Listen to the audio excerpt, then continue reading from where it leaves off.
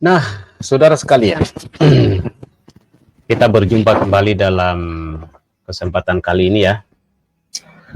Mungkin Anda sudah dengar ya, ada maskapai baru yang kemudian sudah heboh ya, sebelum kemudian terjadi yang namanya launching ya, atau istilahnya dipraktekkan secara langsung, istilahnya sudah di launching atau belum ada penerbangan dari maskapai Airlines Indonesia ya, Indonesia Airlines barusan didaftarkan saja atau masih berurusan misalnya secara administrasi sudah menghebohkan dunia penerbangan Indonesia. Bahkan banyak kemudian pihak-pihak yang bertanya siapa ini ya kan, bahkan ada juga yang keberatan kenapa harus menggunakan nama Indonesia Airlines, macam-macam. Tapi itulah kita ini ya, selalu suka yang heboh-heboh.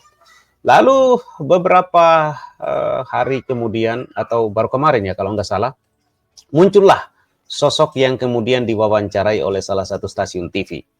Yang kemudian itu ternyata putra asli Indonesia yang berasal dari Biren Aceh, luar biasa. Dan kemudian bercerita latar belakangnya seperti apa, kemudian apa yang digeluti usaha berkantor di Singapura, tetapi ternyata tetap berada di Indonesia, coy.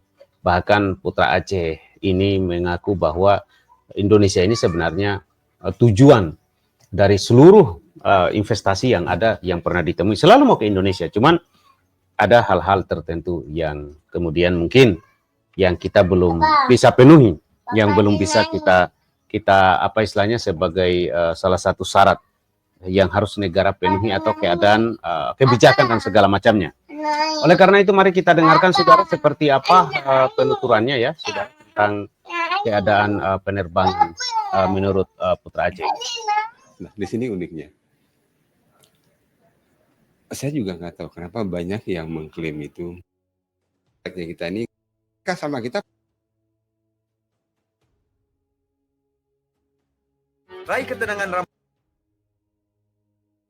Sorry saudara, saya masih lagi kacau dia. Saya cari dulu gimana ini ya, menit keberapa yang paling bagus untuk kita dengarkan. Tapi yang pasti ini menarik karena ini putra dari bangsa Indonesia sendiri ya. Asli Indonesia loh ini, beliau ini. Hanya kemudian pas ditanya kenapa dan bagaimana latar belakangnya, luar biasa sekali ya. Sambil saya carikan saudara, ini dia penuturannya beliau. Sambil Anda dengarkan dulu ya. Sebanyak-banyaknya, saya kumpulkan data sebanyak-banyaknya, kita adu data ini. Kemudian kita dapat kesimpulan, ternyata benar. Terdapat ketidakpuasan dari masyarakat yang cukup besar terhadap penerbangan berbiaya rendah. Ya balik lagi kepada hukum alam. Ada harga, ada rupa. Anda mau pelayanan yang bagus, nggak mungkin Anda bayarnya rendah. Nggak mungkin Anda bayarnya rendah. Anda pengennya dapat pelayanan bagus.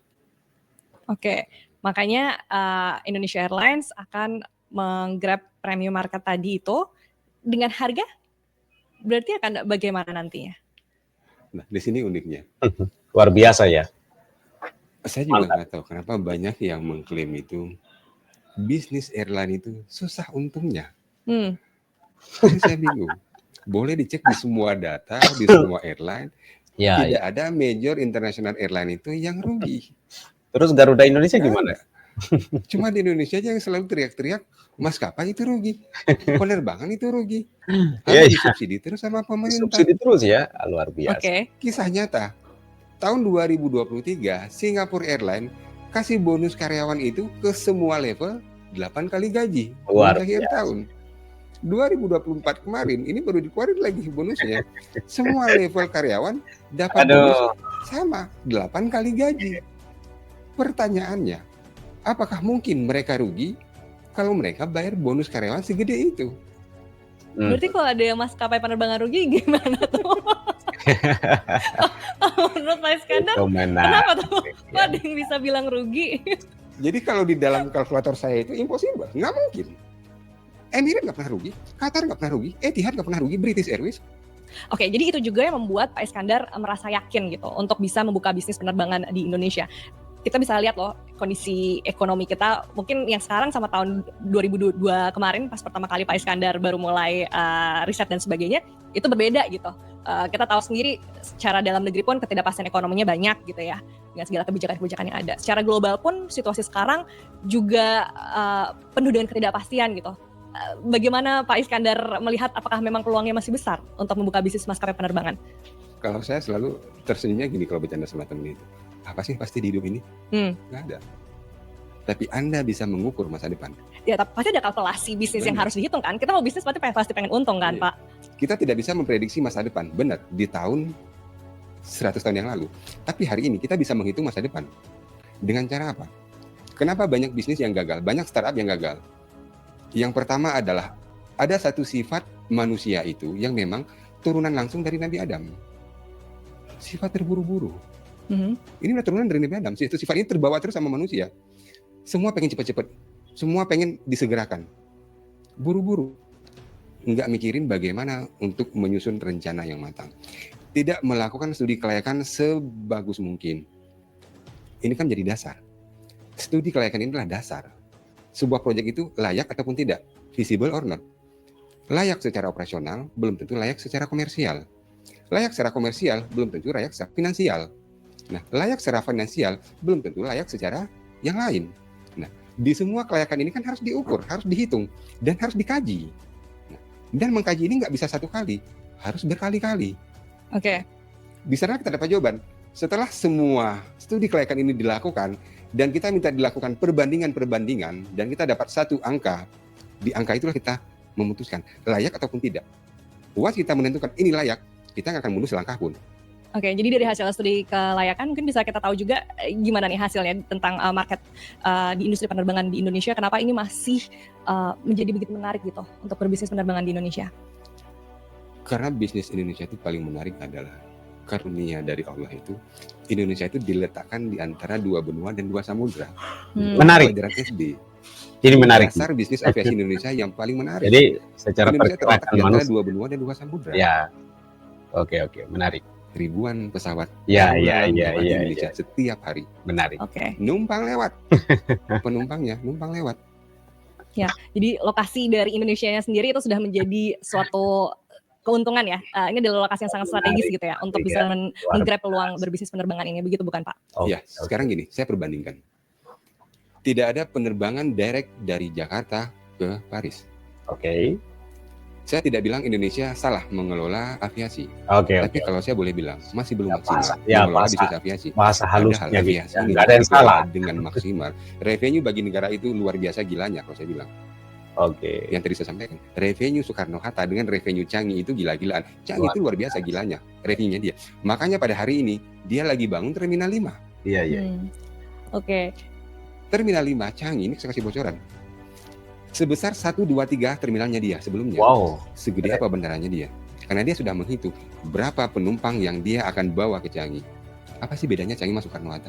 Ya, Konsep kita beda sekali. Ini yang membuat aviasi Indonesia itu tidak menguntungkan di Indonesia. luar biasa. Soekarno-Hatta dan semua bandara Indonesia mayoritas itu adalah origin airport dan end destination airport, Iya. not hub airport. Kita bandingkan, penduduk Singapura 5 juta, setengah dari penduduknya Jakarta. Iya. Penumpang Singapura bandara Changi 2024 kemarin hanya 40 juta sekian, lebih rendah dibandingkan Soekarno-Hatta. Tapi kenapa mereka bisa make money begitu besarnya? Ini kan harusnya jadi pertanyaan besar. Ya. Dan ya dengan melihat jumlah penduduk Indonesia yang juga semakin banyak, berarti mau dibilang daya beli masyarakat, kita dibilangnya lagi lemah, Pak. Tapi kayaknya kebutuhan untuk pergi travelingnya tetap ada aja gitu ya.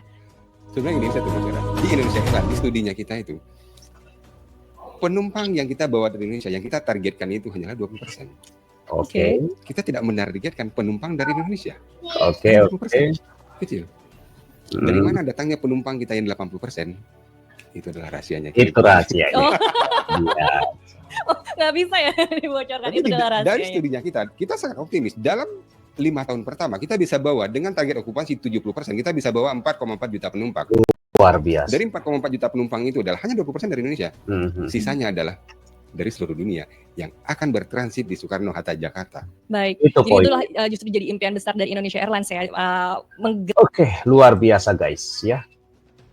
Saya kira ini pemikiran yang brilian sekali. Ya, mampu memahami secara geostrategi, ya kan? Secara geografisnya limpahan karunia alam Indonesia ini. Itu harusnya seperti itu harusnya pemikiran-pemikiran yang ada di dalam para pemimpin bangsa ini, terutama yang mengelola BUMN lah, ya, terutama soal Garuda itu, ya. Belum kok rugi. Jangan sampai rugi. Dibilangkan rugi supaya dapat subsidi dari negara ya. Nah, tapi saya juga nggak mau lagi seuzon begitulah ya. Tapi netizen ada yang ngomong begitu loh. Atau masyarakat mencurigai seperti itu. Harusnya ya, maskapai penerbangan Garuda Indonesia ini menjadi pemersatu pulau-pulau di Indonesia ini. Artinya bisa dijangkau oleh masyarakat yang paling minim pendapatan sekalipun untuk menyatukan pulau itu. Di sisi lain untuk penerbangan internasional sebagaimana konsep dari Indonesia Airlines ini harusnya. Ya kan? Tapi ya apapun ceritanya ini juga adalah perusahaan daripada anak bangsa dan membawa brand Indonesia Airlines. Cuman ketakutan saya jangan sampai nanti ya lebih populer Indonesia Airlines nantinya daripada maskapai penerbangan nasional atau BUMN kita, plat merah kita. Tapi udahlah, ini semua akan menjadi perjalanan kehidupan dan pertaruhan yang akan kita lihat seiring berjalannya waktu. Kita tentu support. Saya mengapresiasi ya putra bangsa yang luar biasa. Mudah-mudahan ini jadi pembelajaran. Oke, jangan lupa subscribe.